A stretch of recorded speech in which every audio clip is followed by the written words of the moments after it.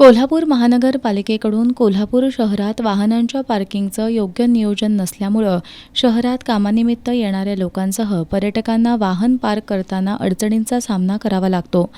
No पार्किंगमधील वाहनांसाठी वाहनधारकांकडून अवाजवी दंड आकारला जात असल्याचा आरोप करत शिवसेना उद्धव बाळासाहेब ठाकरे पक्षाच्या वतीनं शहर वाहतूक नियंत्रण शाखेचे निरीक्षक नंदकुमार मोरे यांना निवेदन सादर करत शहरातील वाहतूक नियंत्रणाबद्दल विविध मागण्या करण्यात आल्या.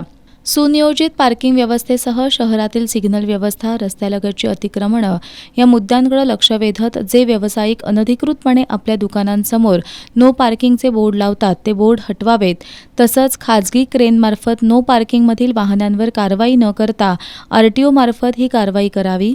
शहरातील वाहतूक कोंडी आणि अपघात टाळण्यासाठी कार्यतत्पर कर्मचाऱ्यांची नियुक्ती करण्यात यावी अशा मागण्या निवेदनात करण्यात आल्या आहेत.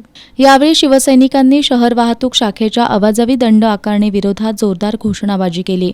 यावेळी उपनेते संजय पवार, सहसंपर्क प्रमुख विजय देवणे, शहर प्रमुख सुनील मोदी, विशाल देवकुडे, हर्षल सुर्वे, मंजित माने, दत्ताजी टिपूगडे यांच्यासह शिवसैनिक उपस्थित होते.